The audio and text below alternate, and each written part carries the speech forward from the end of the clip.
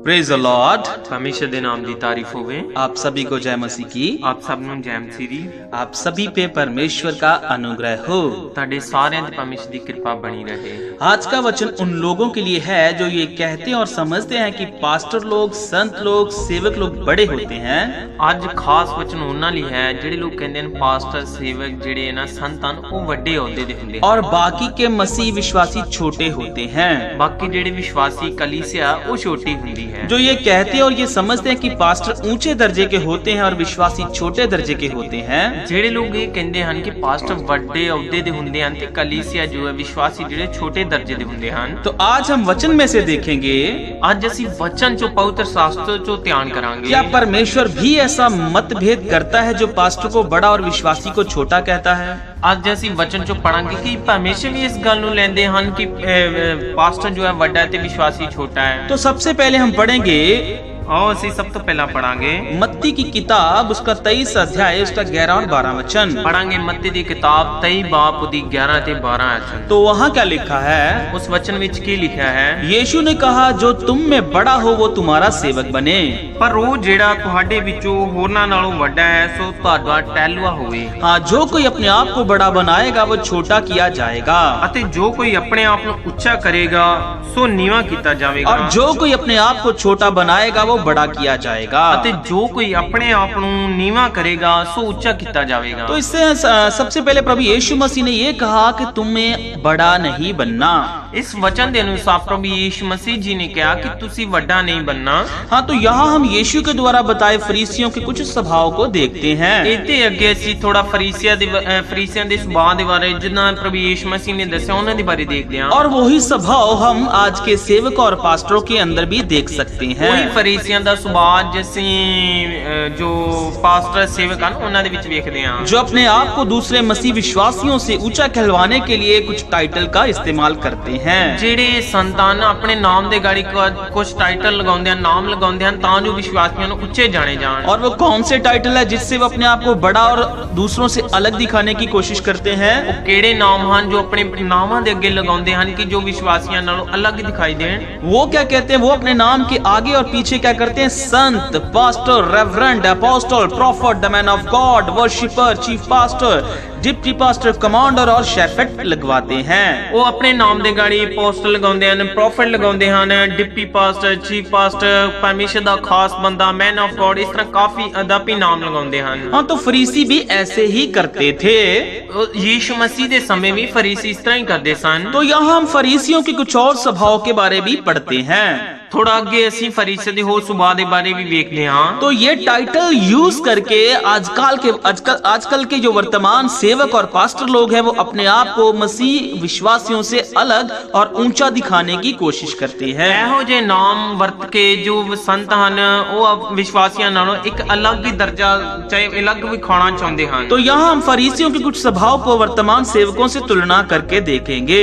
हुण असी इत्थे थोड़ा जो फरीसियां दे नाल इन्हां दी तुलना करके देखते हैं। हाँ, तो पढ़ेंगे मत्ती की किताब उसका 23 अध्याय उसका 1, 2, 3, 4, 5 और 6 और 7 वचन। असी पढ़ांगे मत्ती दी किताब 23 बाब उदी पहली आयत तो लेके 7 आयत तक। तो वहाँ क्या लिखा है? इस वचन में की लिखा है? तब यीशु ने भीड़ से और अपने चेलों से कहा, तद यीशु ने लोकां नूं अते अपने चेलें कहा, शास्त्री और फरीसी मूसा की गद्दी पर बैठे हैं। ग्रंथी अते फरीसी मूसा दी गद्दी उत्ते बैठे हैं, इसलिए वे तुमसे जो कुछ कहें वो करना और मानना, परंतु उनके जैसे काम मत करना।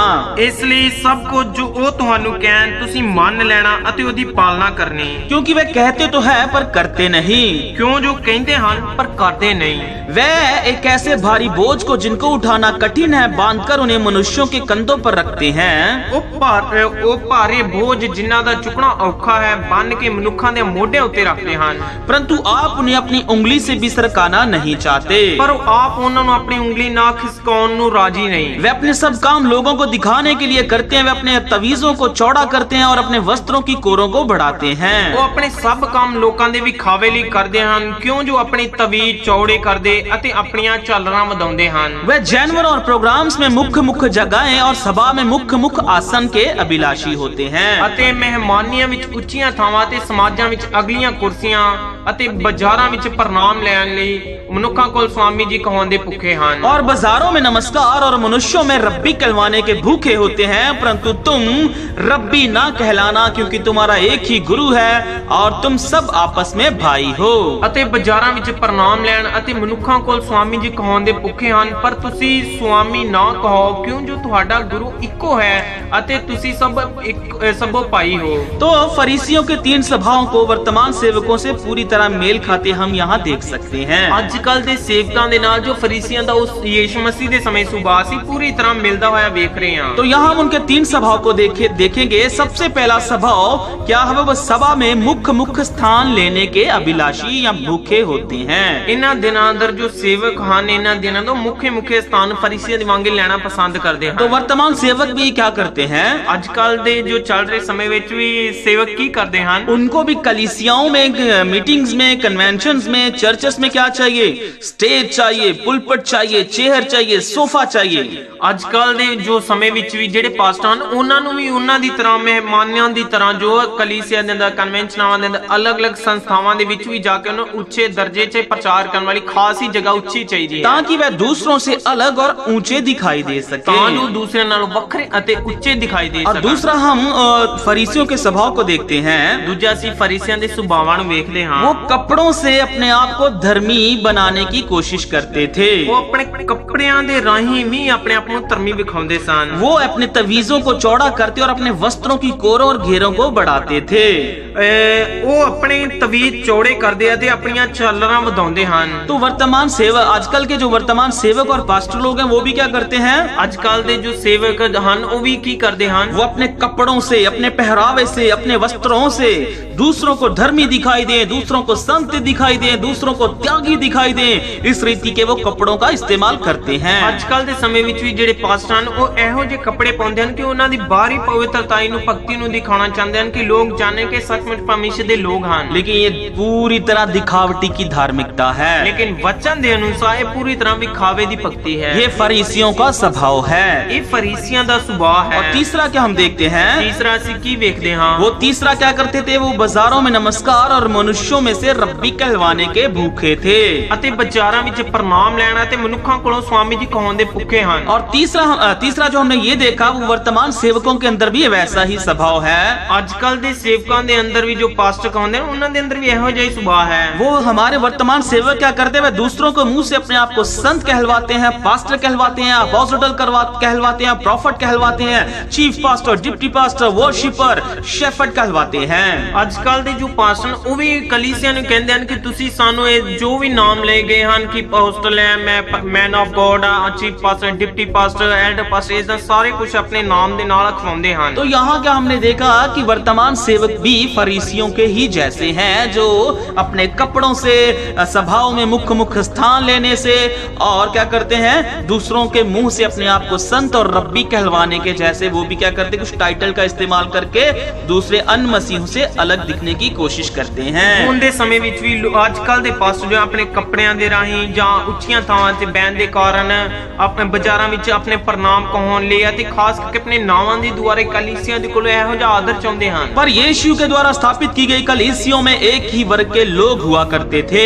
ਪ੍ਰਭੂ ਯੀਸ਼ੂ ਮਸੀਹ ਦੀ ਜਦ ਕਲੀਸਿਆ ਦੀ ਸਥਾਪਨਾ ਕੀਤੀ ਉਦੋਂ ਇੱਕੋ ਜਿਹੇ ਲੋਕ ਹੁੰਦੇ जो ਸਨ अपने आप को भाई और बहन कहलवाते थे। ਜੋ ਆਪਣੇ ਆਪ ਨੂੰ ਭੈਣ ਅਤੇ ਭਰਾ ਕਹਿੰਦੇ वो ਸਨ। दूसरों के मुंह से अपने आप को बड़ा या ऊंचा कहलवाने के अभिलाषी नहीं थे।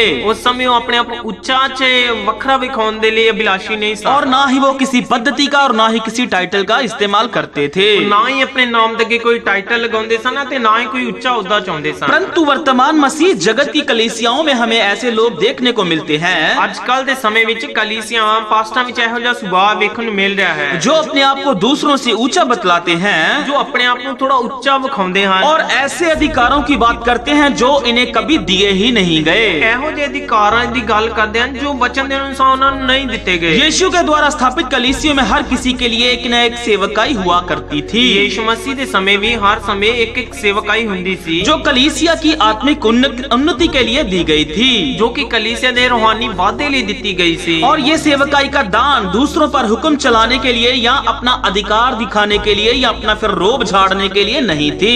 ਉਸ ਸਮੇਂ ਜੋ ਵੀ ਉਹਨਾਂ ਨੂੰ ਅਧਿਕਾਰ ਦਿੱਤਾ ਸੀ ਇਹ ਨਹੀਂ ਸੀ ਕਿ ਉਹਨਾਂ ਨੂੰ ਡਾਂਟਣਾ ਚਾਹੇ ਉਹਨਾਂ ਦੇ ਉੱਤੇ ਆਪਣਾ ਅਧਿਕਾਰ ਅਧਿਕਾਰ ਦਿਖਾਉਣਾ, ਚਾਹੇ ਉਹਨਾਂ ਕੋਲੋਂ ਕੰਮ ਕਰਾਉਣਾ, ਇਸ ਤਰ੍ਹਾਂ ਦਾ ਅਧਿਕਾਰ ਨਹੀਂ तो ਸੀ। अब हम देखते हैं कि कैसे इन पखंडियों ने विश्वासी और सेवकों के बीच एक लकीर खींच दी है।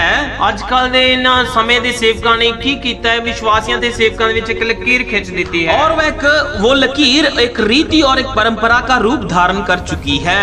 ਉਹ ਲਕੀਰ ਜੋ ਹੈ ਇੱਕ ਪਰੰਪਰਾ ਦਾ ਇੱਕ ਜੋ ਹੈ ਰੂਪ ਧਾਰਨ ਕਰ ਚੁੱਕੀ ਹੈ। और वो लकीर विश्वासियों को मसीह की कलीसिया को दो भागों में विभाजित करती है। ਉਹ ਜਿਹੜੀ ਲਕੀਰ ਹੈ ਮਸੀਹ ਦੀ ਕਲੀਸਿया ਨੂੰ ਦੋ ਭਾਗਾਂ ਵਿੱਚ ਵੰਡ ਦਿੰਦੀ ਹੈ। हाँ, जो मसीह की कलीसिया को दो भागों में बांट देती है और विश्वासियों का समूह अलग और सेवकों का समूह अलग करती है। ਉਹ ਲਕੀਰ ਜੋ ਹੈ ਵਿਸ਼ਵਾਸੀਆਂ ਨੂੰ ਇੱਕ ਅਲੱਗ ਸਮੂਹ ਦਿੰਦੀ ਹੈ ਤੇ ਸੇਵਕਾਂ ਨੂੰ ਅਲੱਗ ਸਮੂਹ ਦਿੰਦੀ ਹੈ, ਦੋ ਭਾਗਾਂ ਵਿੱਚ ਵੰਡੀ ਗਈ ਹੈ। बहुत सी ऐसी संस्था, डिनोमिनेशन, मिशन, कलीसिया है जो मसीह की देही जो एक कहलाती है उसको दो भागों में विभाजन करती ਅੱਜ ਕੱਲ है। ਬਹੁਤ ਸਾਰੀਆਂ ਸੰਸਥਾਵਾਂ, ਮਿਸ਼ਨਾਵਾਂ ਹਨ, ਜੋ ਵੀ ਹਨ ਸੰਸਥਾਵਾਂ ਹਨ, ਉਹਨਾਂ ਦੇ ਵਿੱਚ ਇਹ ਲਕੀਰ ਖਿੱਚ ਦਿੱਤੀ ਗਈ ਹੈ। वो कैसे किस प्रकार कलीसिया को दो भागों में विभाजित करते हैं? ਕਿੱਦਾਂ ਦੋ ਭਾਗ ਵਿੱਚ ਕਰਦੇ ਹਨ? वो सेवक और विश्वासियों को दर्जे का सेवक और विश्वासियों को दर्जे का और पद्धति का वास्ता देके दोनों को अलग अलग कर देते हैं। ਉਹ ਸੇਵਕਾਂ ਨੂੰ ਉੱਚਾ ਪਦ ਦੇ ਕੇ ਉਹਨਾਂ ਨੂੰ ਵੱਡਾ ਅਤੇ ਵਿਸ਼ਵਾਸੀਆਂ ਨੂੰ ਛੋਟਾ ਕਰਕੇ ਅਲੱਗ ਕਰ ਦਿੰਦੇ ਹਨ। उनका कहना और मानना है कि सेवक जो होते हैं वे दुगने आदर के योग्य होते हैं। ਉਹਨਾਂ ਦਾ ਇਹ ਕਹਿਣਾ ਹੈ ਕਿ ਸੇਵਕ ਜਿਹੜੇ ਹਨ ਉਹ ਆਦਰ ਦੇ ਯੋਗ ਜ਼ਿਆਦਾ ਹੁੰਦੇ ਹਨ। सेवक जो है वो आप लोगों से बढ़ के अभिषेक किए गए हैं। ਉਹ ਕਹਿੰਦੇ ਹਨ ਕਿ ਸੇਵਕ ਜਿਹੜੇ ਹਨ ਉਹ ਅਲੱਗ ਹੀ ਤਰ੍ਹਾਂ ਮਸਾ ਕੀਤੇ ਗਏ ਹਨ। वो ऊंची बुलाहट से बुलाए गए हैं। ਉੱਚੀ ਬੁਲਾਹਟ ਨਾਲ ਸੱਦੇ ਗਏ ਹਨ। वो चुने हुए लोग हैं। ਉਹ ਚੁਣੇ ਹੋਏ ਲੋਕ ਹਨ। वो आप लोगों के ऊपर एक राज्य के समान ठहराए गए लोग हैं। ਉਹ ਤੁਹਾਡੇ ਉੱਤੇ ਰਾਜ ਦੇ ਸਮਾਨ ਠਹਿਰਾਏ ਗਏ ਹਨ। परंतु ऐसा वचन के आधार पर नहीं है। ਲੇਕਿन वचन ਦੇ ਅਨੁਸਾਰ ਇਸ ਤਰ੍ਹਾਂ ਨਹੀਂ ਹੈ। उन्हें बेशक लगता है कि सेवक बड़े और विश्वासी छोटे होते हैं। ਉਹਨਾਂ ਨੂੰ ਜ਼ਰੂਰ ਲੱਗਦਾ ਹੈ ਕਿ ਸੇਵਕ ਵੱਡੇ ਤੇ ਵਿਸ਼ਵਾਸੀ ਛੋਟੇ ਹੁੰਦੇ ਹਨ। पर संत पौलुस क्या कहते हैं? ਸੰਤ ਪੌਲਸ ਕੀ ਕਹਿੰਦੇ ਹਨ? वो कहते हैं कि मसीह यीशु कलीसिया का सर है और कलीसिया मसीह की देही है। ਪ੍ਰਭੂ ਯीशु मसीह कलीसिया ਦਾ ਸਿਰ ਹੈ ਤੇ ਕਲੀਸਿया मसीह ਦੀ ਦੇਹ ਹੈ। और उस देही में कोई भी अंग ये कह के अपने आप पे घुमंड ना करे कि मैं बड़ा हूँ और तू छोटा है। ਕੋਈ ਵੀ ਦੇਹੀ ਆਪਣੇ ਵਿੱਚ ਇਹ ਕਮਾਂਡ ਨਾ ਕਰੇ ਕਿ ਮੈਂ ਵੱਡਾ ਤੇ ਤੂੰ ਛੋਟਾ ਹੈ। लेकिन कुछ मूर्ख मसीहों ने पास्टर को, सेवक को कलीसिया का सर समझ लिया है और कलीसिया को पास्टर की देह समझ लिया है। ਅਤੇ ਅੱਜ ਕੱਲ ਦੇ ਲੋਕ ਮੂਰਖ ਮਸੀਹਾਂ ਨੇ ਕੀ ਕੀਤਾ ਹੈ ਕਿ ਪਾਸਟਰ ਨੂੰ ਮਸੀਹ ਦੀ ਦੇਹ ਸਮਝ ਲਿਆ ਹੈ ਤੇ ਉਹਨਾਂ ਨੂੰ ਮਸੀਹ ਆਪਣੇ ਆਪ ਨੂੰ ਕੁਝ ਨਹੀਂ ਸਮਝਦੇ तो ਹਨ। इसलिए होता क्या है? ਇਸ ਲਈ ਹੁੰਦਾ ਕੀ ਹੈ, जिधर को पास्टर कहता है उधर को ही लोग चल पड़ते हैं। ਅੱਜ ਕੱਲ ਇਸ ਤਰ੍ਹਾਂ ਦਾ ਹੋ ਗਿਆ ਕਿ ਜਿੱਧਰ ਪਾਸਟਰ ਗਏ ਉਸ ਤਰ੍ਹਾਂ ਹੀ ਜਾਂਦੇ ਹਨ। क्योंकि उनको लगता है केवल प्रचार करने वाला वर्ग ही परमेश्वर के दास होते हैं ਉਹਨਾਂ ਨੂੰ ਇਸ ਤਰ੍ਹਾਂ ਲੱਗਦਾ ਹੈ ਕਿ ਜੋ ਪ੍ਰਚਾਰ ਕਰਦੇ ਹਨ ਉਹੀ ਪਰਮੇਸ਼ਰ ਦੇ ਦਾਸ ਹੁੰਦੇ और ਹਨ। बाकी सब विश्वासी पास्टर के दास होते हैं। ਬਾਕੀ ਜਿਹੜੇ ਵੀ ਵਿਸ਼ਵਾਸੀ ਹਨ ਉਹ ਪਾਸਟਰ ਦੇ ਦਾਸ ਹੁੰਦੇ ਹਨ। उनको लगता है कि केवल परमेश्वर का आत्मा भाषण मंच पर प्रचार करने वाले वर्ग से ही जुड़ा हुआ है। ਉਹਨਾਂ ਨੇ ਇਸ ਤਰ੍ਹਾਂ ਲੱਗਦਾ ਹੈ ਕਿ ਪ੍ਰਚਾਰ ਜੋ ਹੈ ਜੋ ਸਟੇਜ ਤੇ ਕੀਤਾ ਜਾਂਦਾ ਹੈ ਉਹਨਾਂ ਦੇ ਨਾਲ ਹੀ ਜੁੜਿਆ ਹੋਇਆ ਹੈ। और विश्वासियों से परमेश्वर के आत्मा का कोई भी संपर्क नहीं है। ਅਤੇ ਵਿਸ਼ਵਾਸੀਆਂ ਦੇ ਨਾਲ ਪਰਮੇਸ਼ਰ ਦਾ ਕੋਈ ਸੰਪਰਕ ਨਹੀਂ ਹੈ। और परमेश्वर क्या करता है? पास्टर के माध्यम से विश्वासियों को अपनी सलाह देता है। ਅਤੇ ਪਰਮੇਸ਼ਰ ਕੀ ਕਰਦਾ ਹੈ, ਸੇਵਕਾਂ ਦੇ ਰਾਹੀਂ ਹੀ ਵਿਸ਼ਵਾਸੀਆਂ ਨੂੰ ਕਲੀ ਸਲਾਹ ਦਿੰਦਾ तो ਹੈ। ऐसे लोगों को लगता है कि विश्वासियों के बीच में और परमेश्वर के बीच में एक दलाल होना जरूरी है। ਉਹਨਾਂ ਨੂੰ ਇਸ ਤਰ੍ਹਾਂ ਦਾ ਹੋ ਗਿਆ ਕਿ ਪਰਮੇਸ਼ਰ ਅਤੇ ਵਿਸ਼ਵਾਸੀਆਂ ਦੇ ਵਿੱਚ ਇੱਕ ਦਲਾਲ ਦਾ ਹੋਣਾ ਜ਼ਰੂਰੀ ਹੈ। जो हमारी प्रार्थनाओं को, हमारी चीजों को या हमारी जो भी जरूरतें हैं उनको एक सेवक के माध्यम से परमेश्वर तक पहुंचाती हैं। ਉਹਨਾਂ ਨੂੰ ਇਸ ਤਰ੍ਹਾਂ ਦੀ ਆਦਤ ਹੋ ਚੁੱਕੀ ਹੈ ਕਿ ਜੋ ਵੀ ਅਸੀਂ ਪ੍ਰਾਰਥਨਾ ਕਰਦੇ, ਜੋ ਵੀ ਕਈ ਸਾਡੀ ਜ਼ਰੂਰਤ ਹੈ, ਕੋਈ ਵੀ ਮੁਸ਼ਕਲਾਂ ਦਾ ਹੱਲ ਹੈ, ਜੋ ਕੁਝ ਵੀ ਸਾਡੇ ਮਾਈਂਡ ਵਿੱਚ ਆਉਂਦਾ ਹੈ, ਪਹਿਲਾਂ ਪਾਸਟਰ ਨੂੰ ਕਹਾਂਗੇ ਤਾਂ ਫਿਰ ਹੀ ਪਰਮੇਸ਼ਰ ਦੇ ਕੋਲ ਪਹੁੰਚੇਗਾ। पर संत पौलुस का क्या कहना है? ਲੇਕਿਨ ਸੰਤ ਪੌਲਸ ਕੀ ਕਹਿੰਦੇ वो ਹਨ? कुरिन्थियस की कलीसिया को क्या कहते हैं? ਕੁਰਿੰਥੀਆਂ ਦੀ ਕਲੀਸਿया ਨੂੰ ਕੀ ਕਹਿੰਦਾ वो ਹੈ? कहते हैं कि हम सब ने, क्या यहूदी हो, क्या यूनानी हो, क्या दास हो, क्या स्वतंत्र, एक ही आत्मा के द्वारा एक देह होने के लिए बपतिस्मा लिया। ਸੰਤ ਪੌਲਸ ਪਹਿਲਾਂ ਕੁਰਿੰਥੀਆਂ ਵਿੱਚ ਕਹਿੰਦੇ ਹਨ ਕਿ ਅਸੀਂ ਸਾਰਿਆਂ ਨੇ ਇੱਕ ਹੀ ਯਹੂਦੀ ਆ, ਕੋਈ ਯੂਨਾਨੀ, ਕਿਆ ਦਾਸ, ਕੋਈ स्वतंत्र, ਸਾਨੂੰ ਸਾਰਿਆਂ ਨੇ ਇੱਕ ਹੀ ਆਤਮਾ ਪਿਆਇਆ ਗਿਆ। और हम सबको एक ही आत्मा पिलाया गया। ਸਾਨੂੰ ਸਾਰਿਆਂ ਨੇ ਇੱਕ ਹੀ ਆਤਮਾ ਪਿਆਇਆ ਗਿਆ। तो जब सबको एक ही आत्मा पिलाया गया है तो ये अभिषेक से अभिषिक्त किया गया है, तो फिर वो किस एंगल से बड़े होते हैं? ਜਦੋਂ ਸਾਰਿਆਂ ਨੇ ਇੱਕੋ ਜਿਹਾ ਮਸਾ ਪਿਆਇਆ ਗਿਆ ਹੈ ਤਾਂ ਪਾਸਟਰ ਕਿਵੇਂ ਅਲੱਗ ਹੋ ਗਏ ਹਨ? थोड़ा सोच के देखो कि जब परमेश्वर ने विश्वासी और सेवकों को एक ही आत्मा दिया, एक ही बपतिस्मा दिया, ਥੋੜਾ ਧਿਆਨ ਕਰਨ ਦੀ ਗੱਲ ਹੈ ਕਿ ਜਦੋਂ ਵਿਸ਼ਵਾਸੀਆਂ ਤੇ ਸੇਵਕਾਂ ਨੂੰ ਇੱਕੋ ਹੀ ਆਤਮਾ ਦਿੱਤਾ ਗਿਆ और एक ही अभिषेक किया गया ਇੱਕੋ ਹੀ ਮਸਾ ਕੀਤਾ ਗਿਆ और सारे अधिकार भी उसने एक से दिए। ਅਤੇ ਸਾਰੇ ਵਚਨ ਦੇ ਅਨੁਸਾਰ ਅਧਿਕਾਰ ਵੀ ਇੱਕ ਹੀ ਦਿੱਤੇ। तो फिर कैसे ये मसीह लोग सोच लेते हैं कि जो प्रचार कर रहा है केवल वही बड़ा है और विश्वासी छोटा है? ਉਹ ਫਿਰ ਇਸ ਤਰ੍ਹਾਂ ਕਿਸ ਤਰ੍ਹਾਂ ਸੋਚ ਲੈਂਦੇ ਕਿ ਜਿਹੜੇ ਪ੍ਰਚਾਰ ਕਰ ਰਹੇ ਉਹੀ ਵੱਡਾ ਹੈ ਬਾਕੀ ਸਾਰੇ ਛੋਟੇ ਹਨ। अगर सुनने वाले ना होंगे तो वो प्रचार करने वाले का प्रचार भी व्यर्थ ही है। ਜੇਕਰ ਸੁਣਨ ਵਾਲੇ ਹੀ ਨਾ ਹੋਣ ਤਾਂ ਪ੍ਰਚਾਰ ਕਰਨ ਵਾਲੇ ਦਾ ਵੀ ਪ੍ਰਚਾਰ व्यर्थ है। और बाइबल के आधार पर आप किसी भी एंगल से सेवक को बड़ा नहीं कह सकते। वचन ਦੇ ਅਨੁਸਾਰ ਕਿਸੇ ਵੀ ਸੇਵਕ ਨੂੰ ਤੁਸੀਂ ਵੱਡਾ ਨਹੀਂ ਕਹਿ ਸਕਦੇ। परमेश्वर ने तो उनको दास होने के लिए कहा था, ਪਰਮੇਸ਼ਰ ਨੇ ਤਾਂ ਉਹਨਾਂ ਨੂੰ ਦਾਸ ਹੋਣ ਲਈ ਕਿਹਾ ਸੀ। जबकि दास का मतलब नौकर होता है, ਦਾਸ ਦਾ ਮਤਲਬ ਜੋ ਹੈ ਨੌਕਰ ਹੁੰਦਾ ਹੈ, जो कि कलीसिया की सेवा के लिए दिया गया था, ਜੋ ਕਲੀਸਿया ਦੀ ਸੇਵਾ ਲਈ ਦਿੱਤਾ ਗਿਆ। लेकिन मूर्ख मसीहों ने उन दासों को वीआईपी बना दिया है। ਲੇਕਿਨ ਮੂਰਖ ਮਸੀਹਾਂ ਨੇ ਉਹਨਾਂ ਨੂੰ ਅੱਜਕੱਲ ਵੀਆਈਪੀ ਬਣਾ ਦਿੱਤਾ ਹੈ। मूर्ख मसीहों ने उन्हें सेलिब्रिटी बना दिया है। ਮੂਰਖ ਮਸੀਹਾਂ ਨੇ ਉਹਨਾਂ ਨੂੰ ਇੱਕ ਖਾਸ ਗੈਸਟ ਦੇ ਤੌਰ ਤੇ ਬਣਾ ਲਿਆ ਹੈ। मूर्ख मसीहों ने उनको हीरो बना दिया है। ਮੂਰਖ ਮਸੀਹਾਂ ਨੇ ਉਹਨਾਂ ਨੂੰ ਹੀਰੋ ਬਣਾ ਦਿੱਤਾ ਹੈ। लोग उनकी, उन नौकरों की, उन दासों की फोटो जगह जगह लगाते फिरते हैं, वचन ਦੇ ਅਨੁਸਾਰ ਉਹਨਾਂ ਨੌਕਰਾਂ ਦੀ ਦਾਸਾਂ ਦੀ ਫੋਟੋਆਂ ਜਗ੍ਹਾ ਜਗ੍ਹਾ ਤੇ ਲਗਾਉਂਦੇ ਰਹਿੰਦੇ ਹਨ। क्योंकि यीशु से बढ़ के, वचन से बढ़ के, आत्मा से बढ़ के उनको पास्टर ही मुख्यतः लगता है। ਉਹਨਾਂ ਨੂੰ ਪ੍ਰਭੂ ਯੀਸ਼ੂ ਮਸੀਹ ਨਾਲੋਂ, ਵਚਨ ਨਾਲੋਂ, ਪਵਿੱਤਰ ਆਤਮਾ ਨਾਲੋਂ ਵੱਧ ਕੇ ਪਾਸਟਰ ਵੱਡਾ ਲੱਗ ਰਿਹਾ ਹੈ। वो क्या करते हैं? ਉਹ ਕੀ ਕਰਦੇ वे ਹਨ? अपने संतों की, वे अपने पास्टरों की, प्रॉफिट की, मैन ऑफ गॉड की क्या करते हैं? मोबाइल डिस्प्ले पे, वॉलपेपर पे, अपने दीवारों पे उनकी फोटो लिखवाते हैं। ਉਹ ਆਪਣੇ ਮੋਬਾਈਲ ਡਿਸਪਲੇ ਤੇ, ਵਾਲਪੇਪਰ ਤੇ, ਕੰਧਾਂ ਤੇ, ਹਰ ਇੱਕ ਜਗ੍ਹਾ ਉਹ ਆਪਣੇ ਪਾਸਟਰਾਂ ਦੀ ਫੋਟੋ ਲਗਾਉਂਦੇ ਰਹਿੰਦੇ वो ਹਨ। जब भी देखो उनकी बातें ये साबित करती हैं, वो जब भी बात करेंगे वो क्या कहते हैं? ਜਦੋਂ ਵੀ ਕਿਸੇ ਦੇ ਨਾਲ ਅਸੀਂ ਗੱਲ ਕਰਦੇ ਤਾਂ ਉਹ ਕੀ ਕਹਿੰਦੇ ਹਨ? वो हमारे पास्टर जी ने ऐसे कहा है, हमारे पास्टर जी ने ऐसे कहा है, हमारे पास्टर ने ये आज्ञा दी है, ये कहा है, वो कहा है। ਉਹ ਜਦੋਂ ਵੀ ਉਹਨਾਂ ਨਾਲ ਵਚਨ ਚੋਂ ਗੱਲ ਕਰਦੇ ਹਨ ਤਾਂ ਉਹ ਇਹੀ ਕਹਿੰਦੇ ਨੇ ਸਾਡੇ ਪਾਸਟਰ ਨੇ ਇਹ ਕਿਹਾ, ਇਸ ਤਰ੍ਹਾਂ ਕਿਹਾ, ਉਹਨਾਂ ਨੇ ਆਹ ਆਗਿਆ ਦਿੱਤੀ वो ਹੈ। अपने पास्टरों के त्याग के बारे में गीत गाने लगते हैं। ਉਹ ਆਪਣੇ ਪਾਸਟਰ ਦੇ ਤਿਆਗਾਂ ਦੇ ਬਾਰੇ ਗੀਤ ਗਾਉਣ ਲੱਗਦੇ वो ਹਨ। कभी भी ये नहीं कहेंगे कि परमेश्वर के वचन में ऐसा लिखा ਪਰ है, ਉਹ ਇਸ ਤਰ੍ਹਾਂ ਨਹੀਂ ਕਹਿੰਦੇ ਕਿ ਪਰਮੇਸ਼ਰ ਦੇ ਵਚਨ ਵਿੱਚ ਇਸ ਤਰ੍ਹਾਂ ਲਿਖਿਆ ਹੈ। क्योंकि वे यीशु से बढ़ के अपने सेवकों का आदर करते हैं। ਪ੍ਰਭੂ ਯੀਸ਼ੂ ਮਸੀਹ ਨਾਲੋਂ ਵੱਧ ਕੇ ਆਪਣੇ ਸੇਵਕਾਂ ਦਾ ਆਦਰ ਕਰਦੇ ਹਨ। और ऐसे लोगों को परमेश्वर के दास बनने से ज्यादा पास्टर के दास बनने में इंटरेस्ट होता है। ਇਹੋ ਜਿਹੇ ਵਿਸ਼ਵਾਸੀਆਂ ਨੂੰ ਪਰਮੇਸ਼ਰ ਦੇ ਦਾਸ ਬਣਨ ਨਾਲੋਂ ਜ਼ਿਆਦਾ, ਖਾਸ ਕਰਕੇ ਪਾਸਟਰਾਂ ਦੇ ਦਾਸ ਬਣਨ ਵਿੱਚ ਜ਼ਿਆਦਾ ਦਿਲਚਸਪੀ ਹੈ। तो मतलब कहने का जो मतलब और संदर्भ है वो क्या है? ਕਹਿਣ ਦਾ ਮਤਲਬ ਕੀ ਹੈ?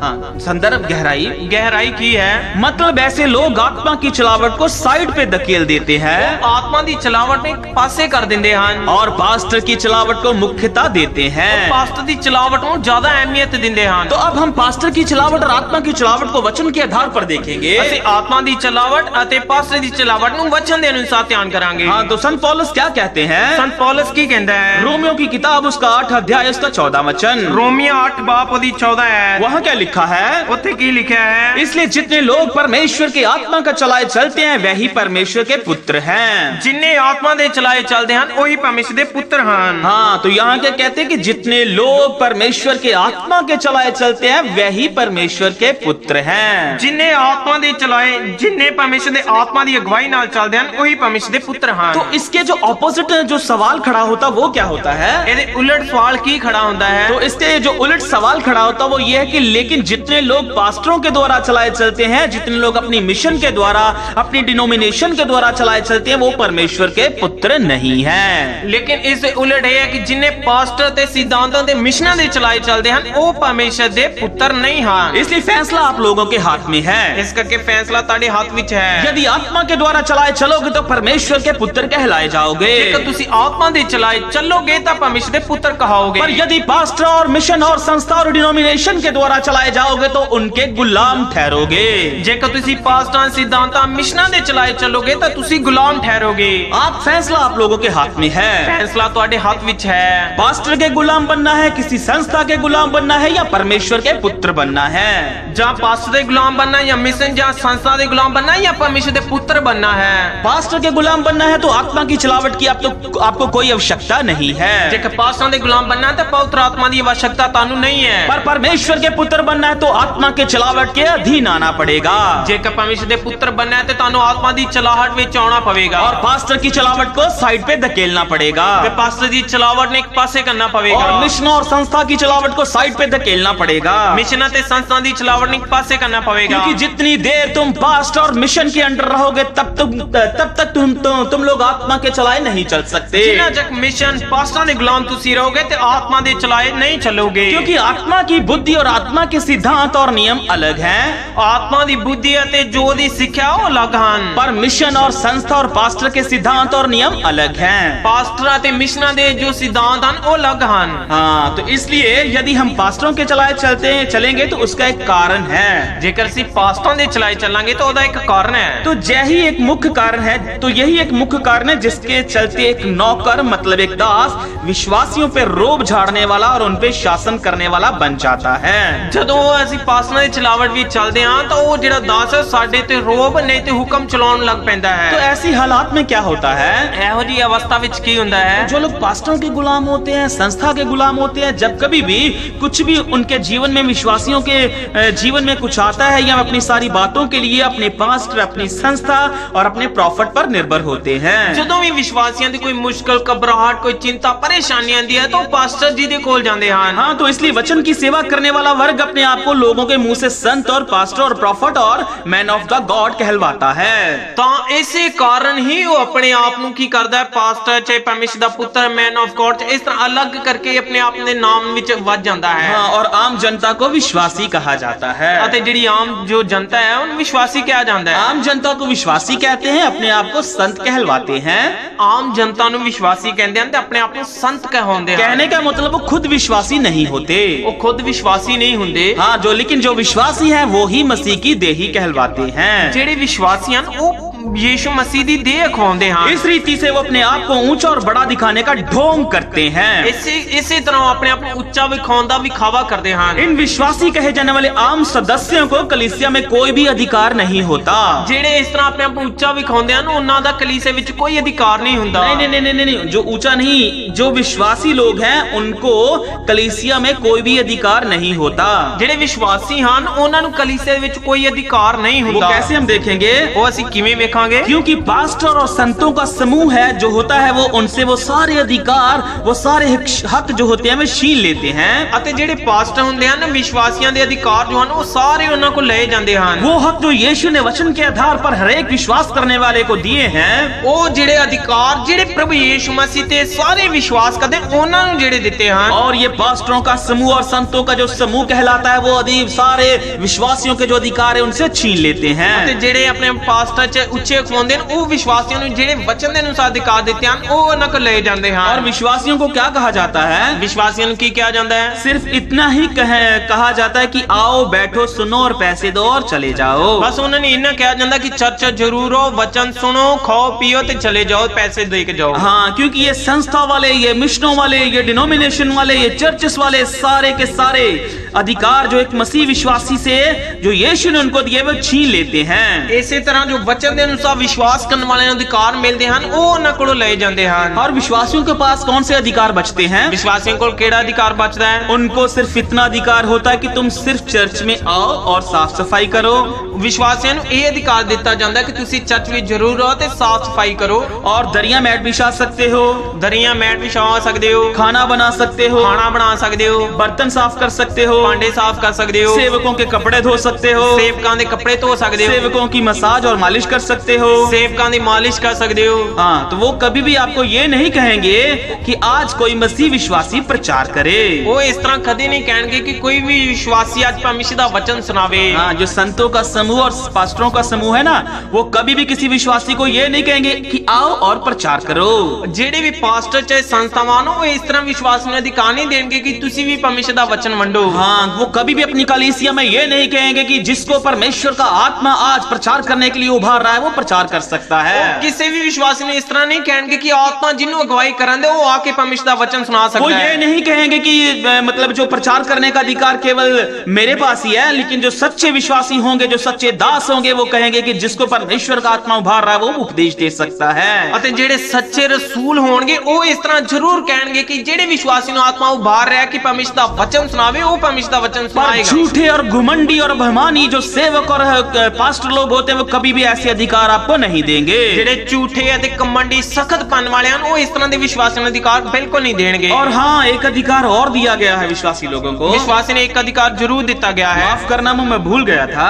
ਉਹ ਅਸੀਂ ਭੁੱਲ ਗਏ ਸਾਂ। वो क्या अधिकार है? ਉਹ ਕੀ ਅਧਿਕਾਰ ਦਿੱਤਾ ਗਿਆ? वो सभा में आम विश्वासी लोगों को गवाही देने का अधिकार होता है। ਉਹਨਾਂ ਨੇ ਇੱਕ ਜ਼ਰੂਰ ਅਧਿਕਾਰ ਦਿੱਤਾ ਕਿ ਤੁਸੀਂ ਕਲੀਸਿया ਵਿੱਚ ਜ਼ਰੂਰ ਗਵਾਹੀ ਦੇ ਸਕਦੇ ਹੋ। परंतु इन गवाहियों को भी इस तरह से दिया जाता है कि विश्वासियों के जीवन में जो काम परमेश्वर कर रहा है वो इन सेवकों की दुआ और निवेदन के कारण ही होता है। ਜਦੋਂ ਉਹਨਾਂ ਦੀ ਗਵਾਹੀ ਹੁੰਦੀ ਹੈ ਤਾਂ ਗਵਾਹੀ ਦੇ ਵਿੱਚ ਇਸ ਤਰ੍ਹਾਂ ਕਹਿੰਦੇ ਹਨ ਕਿ ਜੋ ਕੁਝ ਵੀ ਪਰਮੇਸ਼ਰ ਨੇ ਸਾਡੀ ਜ਼ਿੰਦਗੀ ਵਿੱਚ ਕੀਤਾ ਇਹ ਸੰਤਾਂ ਦੀਆਂ ਦੁਆਵਾਂ ਦੇ ਦੁਆਰਾ ਅਨੁਸਾਰ ਹੋਇਆ ਹੈ। वो मूर्ख मसीह भी ऐसी गवाहियां देते फिरते हैं क्योंकि उनको लगता है कि केवल पास्टर की प्रार्थना से और प्रॉफिट की प्रार्थना से ही मुझे ये काम हुआ है। ਉਹਨਾਂ ਦੀਆਂ ਵੀ ਗਵਾਹੀਆਂ ਵਿੱਚ ਇਸ ਤਰ੍ਹਾਂ ਹੀ ਹੁੰਦਾ ਹੈ ਕਿ ਉਹ ਜੇ ਪਾਸਟਰ ਹਨ ਉਹਨਾਂ ਦੀਆਂ ਦੁਆਵਾਂ ਦੇ ਅਨੁਸਾਰ ਹੀ ਮੇਰੇ ਜੀਵਨ ਵਿੱਚ ਇਸ ਤਰ੍ਹਾਂ ਹੋਇਆ क्योंकि ਹੈ। उनको ये लगता है कि परमेश्वर विश्वासी की प्रार्थना को नहीं सुनता, केवल और केवल पास्टर की प्रार्थना को सुनता ਉਹਨਾਂ है। ਨੂੰ ਇਸ ਤਰ੍ਹਾਂ ਲੱਗਦਾ ਹੈ ਕਿ ਪਰਮੇਸ਼ਰ ਵਿਸ਼ਵਾਸੀਆਂ ਦੀ ਸਾਡੀਆਂ ਦੁਆਵਾਂ ਨੂੰ ਨਹੀਂ ਸੁਣਦਾ, ਪਾਸਟਰਾਂ ਦੀਆਂ ਦੁਆਵਾਂ ਨੂੰ ਸੁਣ ਕੇ ਕੰਮ ਕਰਦਾ पर ਹੈ। ऐसे विश्वासियों की दशा किसके समान है?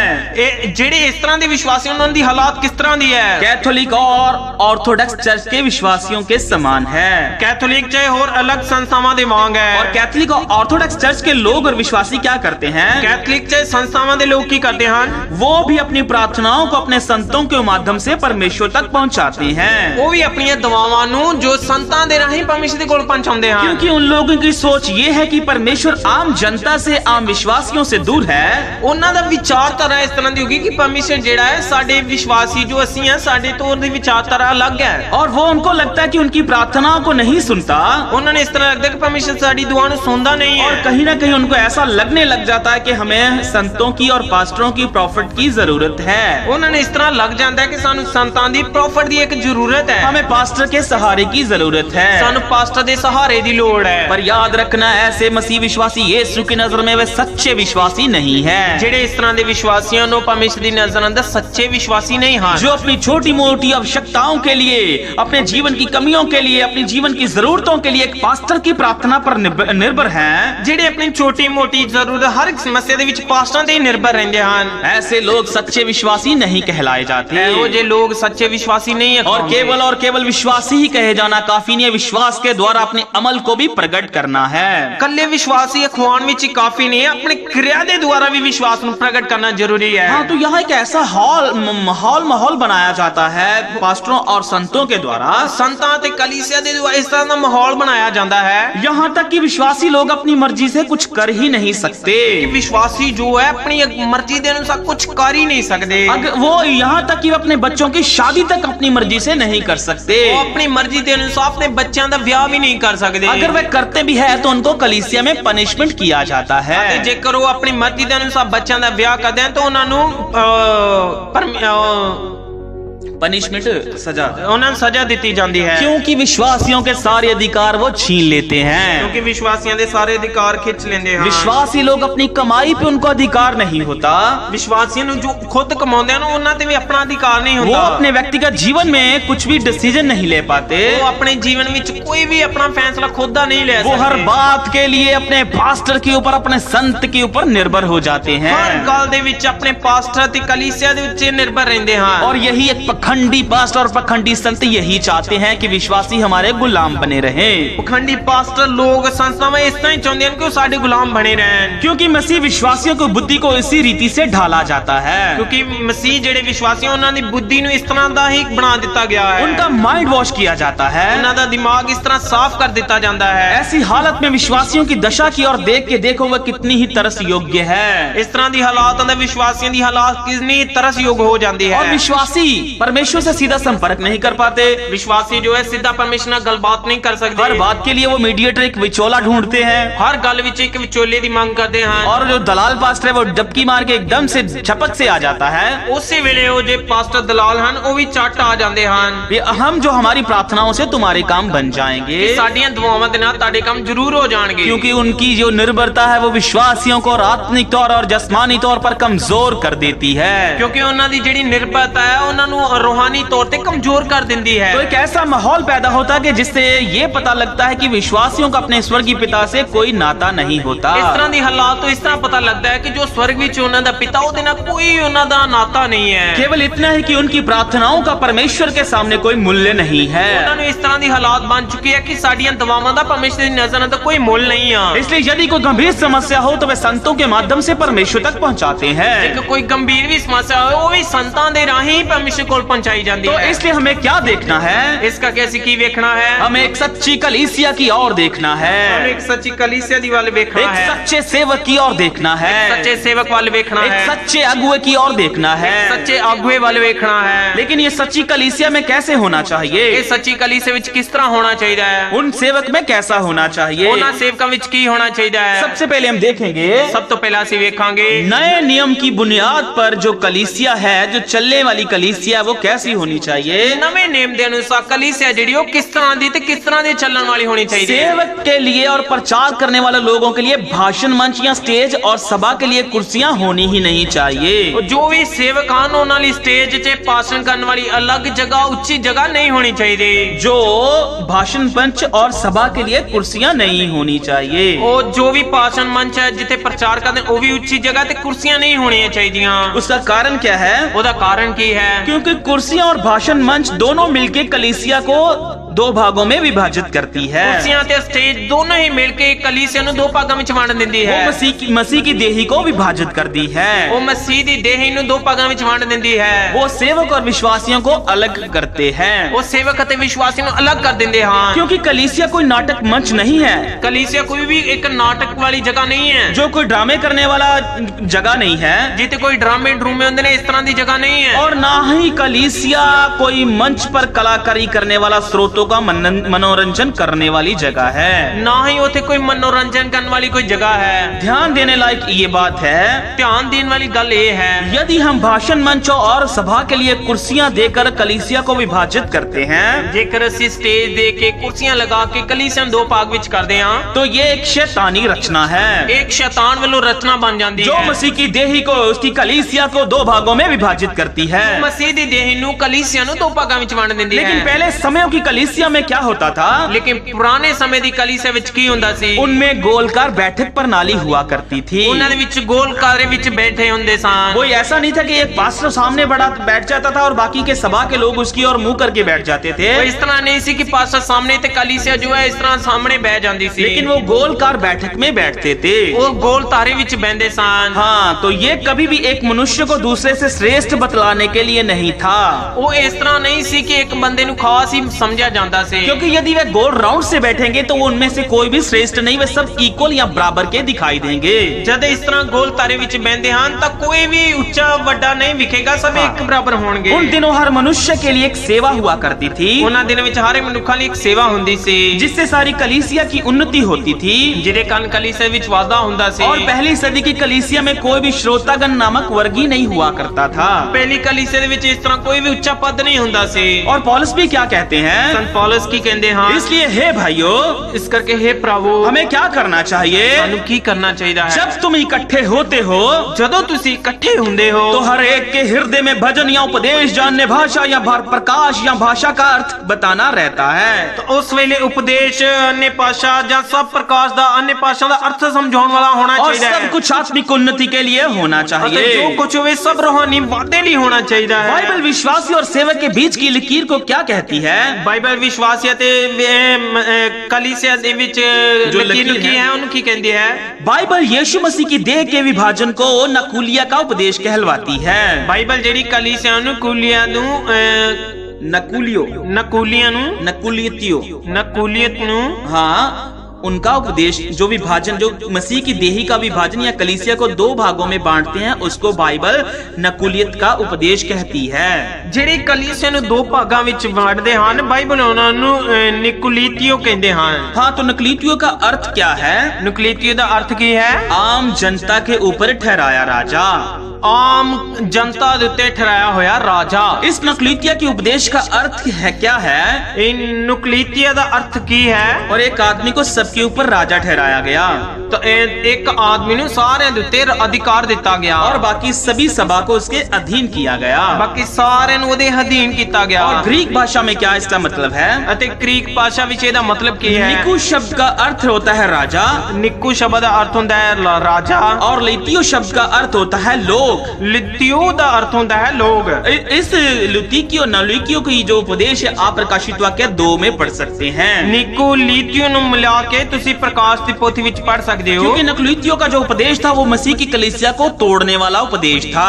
ਇਹ ਨਿਕੂਤੀਲੀਆ ਕਲੀਸਿया ਦਾ ਜੋ ਉਪਦੇਸ਼ ਸੀ ਇਹ ਕਲੀਸਿया ਨੂੰ ਤੋੜਨ ਵਾਲਾ ਸੀ। पर यीशु के द्वारा स्थापित पहली सदी की कलीसिया इस तरह से नहीं थी। ਲੇਕਿਨ ਯीशु ਮਸੀਹ ਦੇ ਦੁਆਰਾ ਸਥਾਪਿਤ ਕੀਤੀ ਗਈ ਕਲੀਸਿया ਇਸ ਤਰ੍ਹਾਂ ਦੀ ਨਹੀਂ ਸੀ। हर कोई बराबर था, ਹਰ ਕੋਈ ਬਰਾਬਰ ਸੀ, कोई छोटा नहीं था, ਕੋਈ ਛੋਟਾ ਨਹੀਂ कोई ਸੀ, बड़ा नहीं था, ਕੋਈ ਵੱਡਾ ਨਹੀਂ ਸੀ। कुछ लोगों को प्राचीन जरूर कहा जाता था, ਕਈਆਂ ਨੂੰ ਪ੍ਰਾਚੀਨ ਬਜ਼ੁਰਗ ਜ਼ਰੂਰ ਕਿਹਾ ਜਾਂਦਾ ਸੀ। क्योंकि ये प्राचीन कोई पद्धति नहीं थी। ਪ੍ਰਾਚੀਨ ਜਿਹੜੀ ਕੋਈ ਗੱਦੀ ਨਹੀਂ ਹੈ, जैसे कि बहुत सी कलीसियों में, संस्थाओं में पाया जाता है। ਜਿਵੇਂ ਅੱਜ ਕੱਲ ਬਹੁਤ ਸਾਰੀਆਂ ਸੰਸਥਾਵਾਂ ਵਿੱਚ ਪਾਇਆ ਜਾਂਦਾ ਹੈ। पद्धति को लेके, वो स्टैंडर्ड को लेके बहुत ही उत्साह से भरे रहते हैं। ਅਹੁਦੇ ਨੂੰ ਲੈ ਕੇ ਬਹੁਤ ਹੀ ਖੁਸ਼ੀ ਨਾਲ ਰਹਿੰਦੇ ਹਨ। लेकिन पतरस क्या कहते हैं? ਲੇਕਿਨ ਪਤਰਸ ਕੀ ਕਹਿੰਦੇ ਹਨ? तुम में जो प्राचीन है, मैं उनकी नाई प्राचीन हूँ। ਜਿਹੜੇ ਤੁਹਾਡੇ ਵਿੱਚ ਬਜ਼ੁਰਗ ਹਨ ਉਹਨਾਂ ਦੀ ਨਾਈ ਮੈਂ ਬਜ਼ੁਰਗ ਹਾਂ। हे नवयुवकों, तुम भी प्राचीनों के अधीन रहो।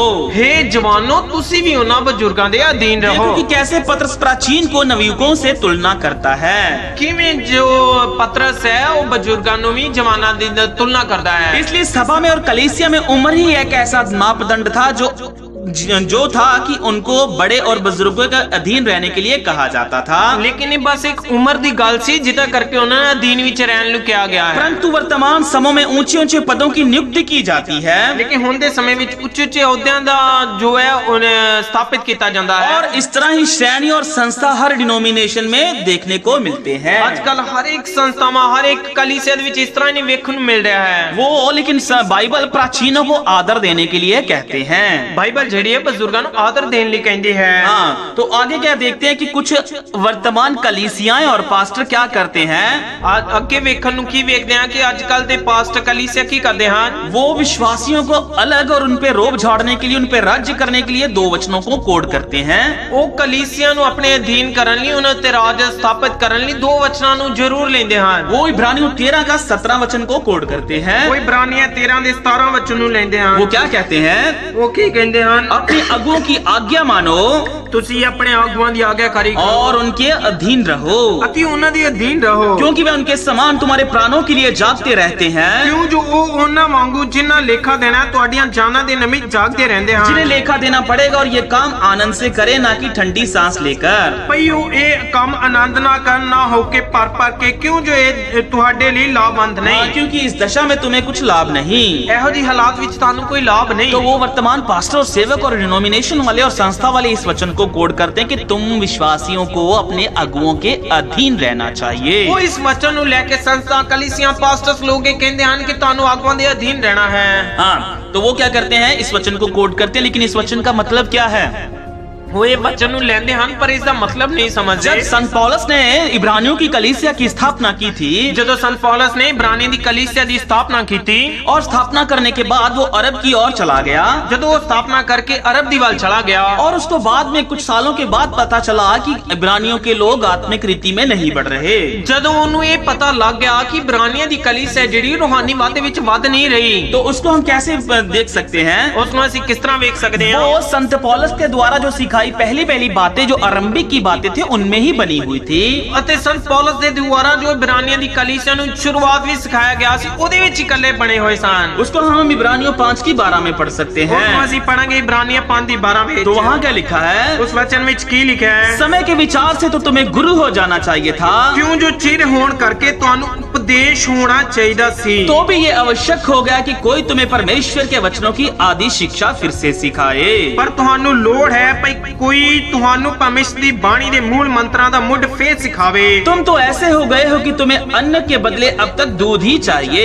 ਅਤੇ ਤੁਸੀਂ ਅਜਿਹੇ ਬਣ ਗਏ ਹੋ ਜੋ ਤੁਹਾਨੂੰ ਅੰਨ ਦੀ ਨਹੀਂ ਸਗੋਂ ਦੁੱਧ ਦੀ ਲੋੜ ਪਈ ਹੋਈ ਹੈ। क्योंकि दूध पीने वाले बच्चे को तो धर्म के वचन की पहचान नहीं होती, ਹਰ ਇੱਕ ਜਿਹੜਾ ਦੁੱਧ ਦੀ ਵਰਤਦਾ ਹੈ ਉਹ ਧਰਮ ਦੇ ਵਚਨ ਤੋਂ ਅਣਜਾਣ ਹੈ, क्योंकि वे बालक है। ਇਸ ਲਈ ਕਿ ਨਿਆਣਾ ਹੈ। पर अन्न सयानों के लिए है, ਪਰ ਅੰਨ ਸਿਆਣਿਆਂ ਲਈ ਹੈ, जिनकी ज्ञान इंद्रियां अभ्यास करते करते भले बुरे में भेद करने में निपुण हो जाती है। ਜਿਨ੍ਹਾਂ ਦੀਆਂ ਗਿਆਨ ਇੰਦਰੀਆਂ ਭਲੇ ਬੁਰੇ ਦੀ ਜਾਂਚ ਕਰਨ ਨੂੰ ਅਭਿਆਸ ਨਾਲ ਸਾਧੀਆਂ ਹੋਈਆਂ ਹਨ। तो यहाँ संत पौलुस क्या कहते हैं? ਕਿਤੇ ਸੰਤ ਪੌਲਸ ਕੀ ਕਹਿੰਦੇ ਹਨ? किन लोगों को, ओ इब्रानियों की कलीसिया को क्यों कहा गया कि तुम अपने अगुओं के अधीन रहो? ਇੱਥੇ ਇਬਰਾਨੀਆਂ ਦੀ ਕਲੀਸਿया ਕਿਉਂ ਗਿਆ ਕਿਹਾ ਕਿ ਤੁਸੀਂ ਆਪਣੇ ਆਗੂਆਂ ਦੇ ਅਧੀਨ ਰਹੋ? क्योंकि वे आत्मिक तौर में बढ़ नहीं रहे। ਕਿਉਂਕਿ ਉਹ ਰੂਹਾਨੀ ਵਾਦੇ ਵਿੱਚ ਵੱਧ ਨਹੀਂ ਰਹੇ ਸਨ। संत पौलुस कहते कि उस समय के विचार से तो तुम्हें गुरु हो जाना चाहिए ਸੰਤ था। ਪੌਲਸ ਇਬਰਾਨੀਆਂ ਦੀ ਕਲੀਸਿया ਨੂੰ ਕਹਿੰਦੇ ਆ ਕਿ ਸਮੇਂ ਦੇ ਅਨੁਸਾਰ ਤੇ ਤੁਹਾਨੂੰ ਉਪਦੇਸ਼ਕ ਬਣ ਜਾਣਾ ਚਾਹੀਦਾ ਸੀ। समय के हिसाब से तुम्हें प्रचारक बन जाना चाहिए था। ਸਮੇਂ ਦੇ ਅਨੁਸਾਰ ਤੁਹਾਨੂੰ ਪ੍ਰਚਾਰਕ ਬਣ ਜਾਣਾ ਚਾਹੀਦਾ ਸੀ। लेकिन समय के हिसाब से तुम अब भी दूध पीने वाले बच्चे ही हो। ਲੇਕਿਨ ਸਮੇਂ ਦੇ ਅਨੁਸਾਰ ਹਲੇ ਤੱਕ ਵੀ ਤੁਸੀਂ ਦੁੱਧ ਪੀਂਦੇ ਹੋਏ ਹੋ। तो इसलिए संत पौलुस ने कहा कि ऐसे लोगों को अगुओं के अधीन रहना चाहिए। ਜਿਹੜੇ ਇਸ ਤਰ੍ਹਾਂ ਦੇ ਲੋਕ ਹਨ ਉਹਨਾਂ ਨੂੰ ਹੀ ਅਗਵਾਂ ਦੇ ਅਧੀਨ ਰਹਿਣਾ ਹੈ। इसलिए जो आत्मिक तौर में बढ़ नहीं रहे, वचन के ज्ञान में नहीं बढ़ रहे, जो उसकी पवित्रता में, उसकी धार्मिकता में, उसके स्वभाव में बढ़ नहीं रहे, ਜਿਹੜੇ ਵਚਨ ਦੇ ਅਨੁਸਾਰ ਜਿਹੜੇ ਉਹਦੇ ਸੁਭਾਅ ਵਿੱਚ ਧਾਰਮਿਕਤਾ ਪਵਿੱਤਰਤਾ ਵਿੱਚ ਵੱਧ ਨਹੀਂ ਰਹੇ, ऐसे लोगों के अगुओं के अधीन रहना चाहिए। ਇਹੋ ਜਿਹੇ ਲੋਕਾਂ ਨੂੰ ਅਗਵਾਂ ਦੇ ਅਧੀਨ ਰਹਿਣਾ ਹੈ। क्योंकि उनके अंदर अगुए बनने की योग्यता नहीं थी, ਕਿਉਂਕਿ ਉਹਨਾਂ ਦੇ ਅੰਦਰ ਅਗਵਾ ਬਣਨ ਦੀ ਯੋਗਤਾ ਨਹੀਂ ਸੀ। उनके अंदर उपदेशक बनने की, प्रचारक बनने की योग्यता नहीं थी। ਉਹਨਾਂ ਦੇ ਅੰਦਰ ਅਗਵਾ ਬਣਨ ਦੀ ਉਪਦੇਸ਼ਕ ਬਣਨ ਦੀ ਯੋਗਤਾ ਹੀ ਨਹੀਂ ਸੀ। और जिनके अंदर ऐसी योग्यता नहीं है, ऐसे लोगों के अगुओं के अधीन रहना चाहिए। ਜਿਨ੍ਹਾਂ ਦੇ ਅੰਦਰ ਇਹੋ ਜਿਹੀ ਮਨਸਾ ਨਹੀਂ ਹੈ, ਉਹ ਯੋਗਤਾ ਨਹੀਂ ਹੈ, ਉਹਨਾਂ ਨੂੰ ਅਗਵਾਂ ਦੇ ਅਧੀਨ ਰਹਿਣਾ ਚਾਹੀਦਾ और ਹੈ। जितने लोगों में प्रचारक और उपदेशक बनने की योग्यता है, उनको आत्मा के अधीन रहना चाहिए। ਅਤੇ ਜਿਨ੍ਹਾਂ ਦੇ ਅੰਦਰ ਉਪਦੇਸ਼ਕ ਤੇ ਆਗੂ ਬਣਨ ਦੀ ਯੋਗਤਾ ਹੈ, ਉਹਨਾਂ ਨੂੰ ਆਤਮਾ ਦੇ ਅਧੀਨ ਰਹਿਣਾ ਚਾਹੀਦਾ इसलिए ਹੈ। इन आखिरी दिनों में युगों में अंत में आ पहुंचे हैं। ਅਸੀਂ ਇਹਨਾਂ ਅੰਤਲੇ ਦਿਨਾਂ ਵਿੱਚ ਆ ਪਹੁੰਚੇ ਹਾਂ। इसलिए डिनोमिनेशन और संस्था और पास्टर की गुलामी से और उनकी जो चलावट से बाहर आने का समय ਇਹਨਾਂ ਦਿਨਾਂ है। ਦੇ ਸਾਨੂੰ ਪਾਸਟਰਾਂ ਦੀ, ਸੰਸਥਾਂ ਦੀ, ਮਿਸ਼ਨਾਂ ਦੀ ਗੁਲਾਮੀਆਂ ਚ ਬਾਹਰ ਆਉਣ ਦੀ ਜ਼ਰੂਰਤ ਹੈ। और हमें आत्मा की चलावट के अधीन आने की आवश्यकता ਸਾਨੂੰ है। ਆਤਮਾ ਦੀ ਚਲਾਵਟ ਵਿੱਚ ਆਉਣ ਦੀ ਜ਼ਰੂरत है। याद रखना, कोई भी पास्टर, कोई भी डिनोमिनेशन आपको प्रभु के राज्य के लिए तैयार नहीं कर सकता। ਕੋਈ ਵੀ ਸੰਸਥਾ, ਕੋਈ ਪਾਸਟਰ ਤੁਹਾਨੂੰ ਪ੍ਰਭੂ ਦੇ ਰਾਜ ਲਈ ਤਿਆਰ ਨਹੀਂ ਕਰੇਗਾ। उसके राज्य में प्रवेश करने के लिए, उसके राज्य में तैयार करने के लिए आप लोगों को पवित्र आत्मा दिया गया है। ਤੁਹਾਨੂੰ ਉਹਦੇ ਰਾਜ ਵਿੱਚ ਵੜਨ ਦੇ ਲਈ ਪਵਿੱਤਰ ਆਤਮਾ ਪਰਮੇਸ਼ਰ ਦਿੱਤਾ ਗਿਆ ਹੈ। इसलिए आओ बाहर निकलो और फैसला करो। ये सारे जो सिद्धांत और नियम जो जबरदस्ती तुम पे लागू करते हैं, उनसे बाहर आओ। ਆਓ ਅਸੀਂ ਫੈਸਲਾ ਕਰੀਏ ਕਿ ਜੋ ਜ਼ਬਰਦਸਤੀ ਤੁਹਾਡੇ ਤੇ ਕਾਨੂੰਨ ਵਿਧੀਆਂ ਜੋ ਬਾਈਬਲ ਤੋਂ ਬਾਹਰ ਤੁਹਾਡੇ ਤੇ ਠਹਿਰਾਏ ਗਏ ਉਹਨਾਂ ਵਿੱਚੋਂ ਬਾਹਰ ਆਉਣ ਦੀ इन ਲੋੜ संस्था ਹੈ। वाले को, इन डिनोमिनेशन वालों को नियम और अध्ययन और नियम और सिद्धांतों की स्टडी करो। ਇਹਨਾਂ ਨਿਯਮ ਅਤੇ ਜੋ ਕਾਨੂੰਨ ਹੈ, ਸਿਧਾਂਤ ਤੇ ਠਹਿਰਾਏ ਗਏ ਹਨ, ਉਹਨਾਂ ਦੇ ਬਾਰੇ ਧਿਆਨ ਕਰੋ। उनके नियम और सिद्धांत बाइबल में से नहीं लिए गए, ਉਹਨਾਂ ਦੇ ਨਿਯਮ ਕਾਨੂੰਨ ਬਾਈਬਲ ਵਿੱਚੋਂ ਨਹੀਂ ਲਏ ਗਏ। उनके बड़े बड़े पास्टरों ने बनाए हैं ਉਹਨਾਂ ਦੇ ਵੱਡੇ ਆਗੂਆਂ ਨੇ ਬਣਾਏ ਹੋਏ ਹਨ ताकि वे तुम पर राज करें, ਤਾਂ ਜੋ ਤੁਹਾਡੇ ਉੱਤੇ ਰਾਜ ਕਰ ਸਕਣ, ताकि वे तुमसे पैसे ले सके ਤਾਂ ਉਹ ਤੁਹਾਡੇ ਕੋਲੋਂ ਪੈਸੇ ਲੈ और ਸਕਣ, मिशन के नाम पर बड़ी बड़ी संपत्तियां बना सके। ਤਾਂ ਜੋ ਮਿਸ਼ਨਾਂ ਦੇ ਨਾਂ ਤੇ ਵੱਡੀਆਂ ਵੱਡੀਆਂ ਜਾਇਦਾਦਾਂ ਬਣਾ ਸਕਣ। इसलिए उनके सारे अधिकारों को तोड़ के यीशु के अधिकारों को इस्तेमाल करो। ਉਹ ਸਾਰੇ ਅਧਿਕਾਰਾਂ ਨੂੰ ਛੱਡਦੇ ਹੋਏ ਪ੍ਰਭੂ ਯੀਸ਼ੂ ਮਸੀਹ ਦੇ ਅਧਿਕਾਰਾਂ ਨੂੰ ਮੰਨੋ। यीशु मसीह ने अपने ऊपर विश्वास करने वाले हरेक को सारे अधिकार दिए हैं जो पास्टर के पास होते हैं। ਜਿਹੜੇ ਪਾਸਟਰਾਂ ਦੇ ਕੋਲ ਅਧਿਕਾਰਾਂ ਨੇ, ਪ੍ਰਭੂ ਯੀਸ਼ੂ ਮਸੀਹ ਨੇ ਵਚਨ ਦੇ ਅਨੁਸਾਰ ਜਿਹੜੇ ਉਹਦੇ ਤੇ ਵਿਸ਼ਵਾਸ ਕਰਦੇ ਨੇ, ਹਰੇਕ ਨੂੰ ਉਹ ਅਧਿਕਾਰ ਦਿੱਤੇ ਹਨ। जो अधिकार संस्था वाले, मिशनों वाले पास्टर तुमको नहीं देते, लेकिन यीशु ने वो सारे अधिकार तुम लोगों को दिए रखे हैं। ਜਿਹੜੇ ਮਿਸ਼ਨਾਂ, ਸੰਸਥਾਵਾਂ, ਪਾਸਟਰ ਤੁਹਾਨੂੰ ਅਧਿਕਾਰ ਨਹੀਂ ਦਿੰਦੇ ਹਨ, ਉਹ ਵਚਨ ਦੇ ਅਨੁਸਾਰ ਪ੍ਰਭੂ ਯੀਸ਼ੂ ਮਸੀਹ ਨੇ ਤੁਹਾਨੂੰ ਦਿੱਤੇ ਹਨ। इसलिए कि यीशु पे विश्वास करने वाला वो बपतिस्मा भी दे सकता है, वो वर्शिप भी कर सकता है, वो प्रचार भी कर सकता है। ਜਿਹੜੇ ਪ੍ਰਭੂ ਯੀਸ਼ੂ ਮਸੀਹ ਦੇ ਵਿਸ਼ਵਾਸ ਕਰਦੇ ਹਨ, ਉਹ ਤੋਬਾ ਬਪਤਿਸਮੇ ਦੇ ਬਾਰੇ ਖਾਸ ਕਰਕੇ ਪ੍ਰਚਾਰ ਕਰ ਸਕਦਾ ਹੈ। वो दूसरों को बपतिस्मा भी दे सकता है, बपतिस्मा भी दे सकता वो है, दूसरों को प्रभु भोज भी दे सकता है, प्रभु भोज भी दे वह सकता अपने है, प्रकाशनों को संपष्टीकरण भी दे सकता है। ਆਪਣੇ ਤੇ ਜੋ ਉਹਦੇ ਤੇ ਪਰਮੇਸ਼ਰ ਨੇ ਪ੍ਰਕਾਸ਼ ਕੀਤਾ ਹੈ, ਉਹਨਾਂ ਦੇ ਬਾਰੇ ਵੀ ਤੁਹਾਡੇ ਤੇ ਪ੍ਰਗਟ ਕਰ ਸਕਦਾ ਹੈ। इसलिए अपनी जिम्मेदारी को समझो, ਇਸ ਕਰਕੇ ਆਪਣੀ ਜ਼ਿੰਮੇਵਾਰੀ ਨੂੰ ਸਮਝੋ, अपनी योग्यता को पहचानो, ਜੋ ਤੁਹਾਡੇ ਅੰਦਰ ਹੈ ਉਹਨੂੰ ਪਹਿਚਾਣੋ,